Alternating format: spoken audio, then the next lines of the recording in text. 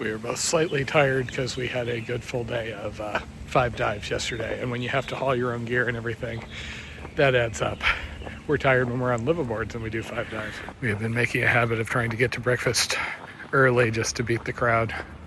Since everybody's coming and going at different times, it's less reliable than other like boats and things we've been on. And Taters is totally awake.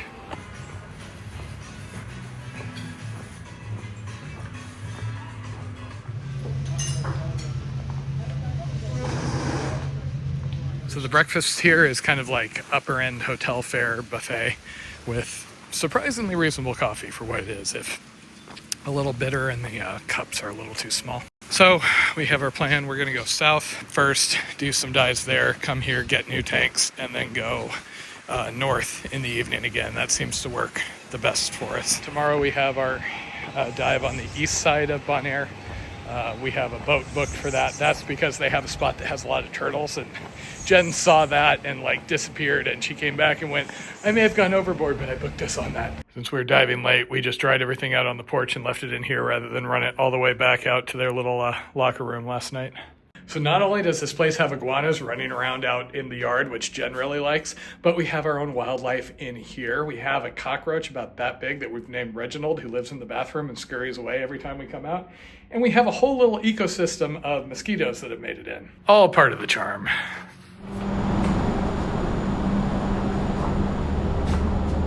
Oh, so many things.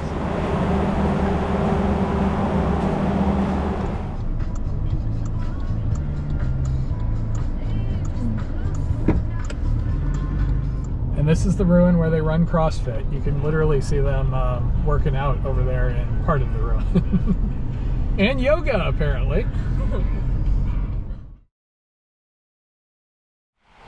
So we saw there weren't many trucks here, and we thought, oh, we're going to have a pretty empty dive site, but that's the kettle call boat from our resort. So we decided to start today. We're going to do a repeat on the hooker because we didn't get to really do as long of a pass as we wanted last time.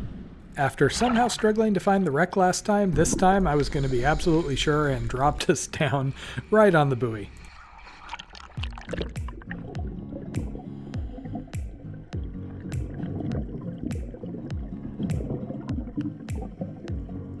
There was a big boat there from Buddy Dive, we know, because it was the boat we were on yesterday. But as it turned out, they were taken off to the shallows as we got there, and so we got to do most of the pass on the wreck without anybody else around.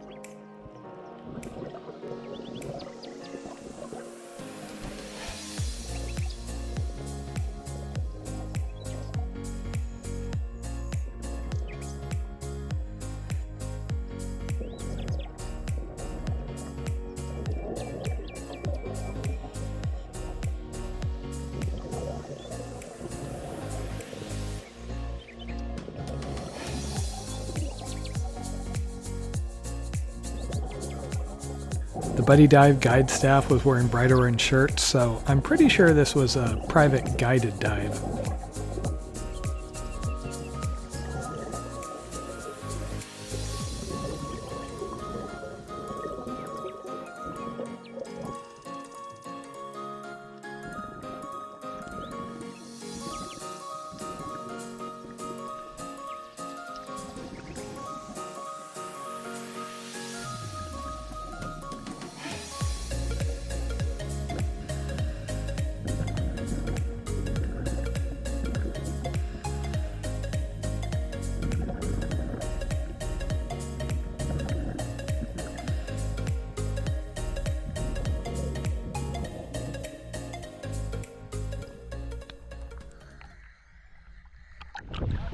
Hardest part of this dive is that little shelf that people are tripping over, especially in gear.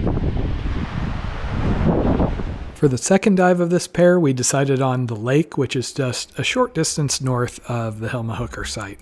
The claim to fame for this site is this is where the double reef starts. Remember I talked about how right when we dropped in below the soft coral there was one reef, and then down lower there was a second deeper one. As opposed to when we've been diving further north, there was basically just one giant wall that went down to maybe 80 feet. These reefs are separated by a channel of white sand, and here at the top there's one section where those two reef bands are connected, leaving a lake of white sand. We started the dive by crossing over to the lower reef, and once again, it very much felt like flying.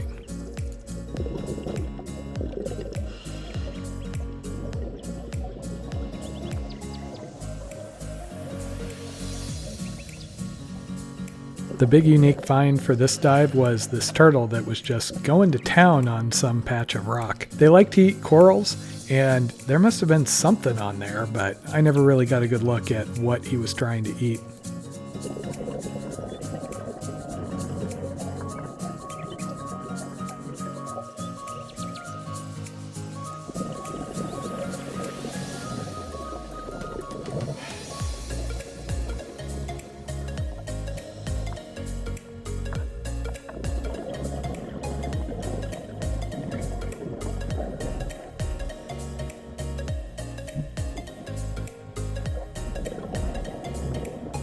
With our dives lasting over 70 minutes, we were feeling like we were getting plenty of time underwater, and with things so mellow, we decided we might as well practice some skills. We carry these SMBs for when we're surfacing out in open water to signal to any boats that might be up there to be careful there are divers coming up. The biggest trick is usually filling them enough and then letting go and just holding on to the reel. If you mess up that last part, you end up taking an inadvertent ride up to the surface. And we had two good morning dives, and we are dragging slightly. We are going to have lunch and then head up to the northern end of the island to get another, probably 2 dives in. We're going to do Tolo, and then we're not sure. And then, as long as we don't wimp out, we'll do a nighttime buddy dive. Tolo is located just a little bit south of Karpata. While it was slightly tricky to get the rental back in there, there was plenty of parking and the entry was on the easier side.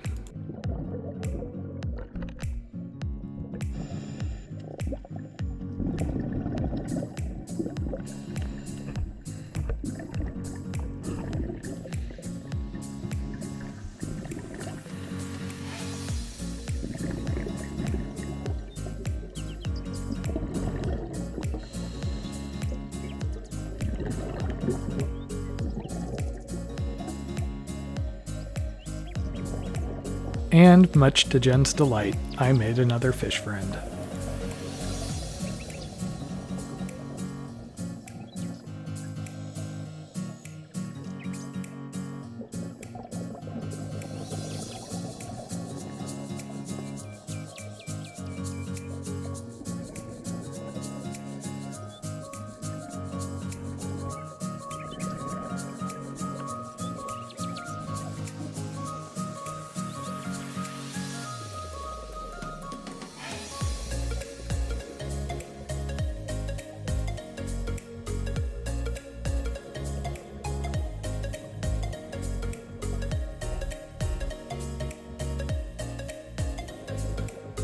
But this time, I wasn't the only one the jacks liked.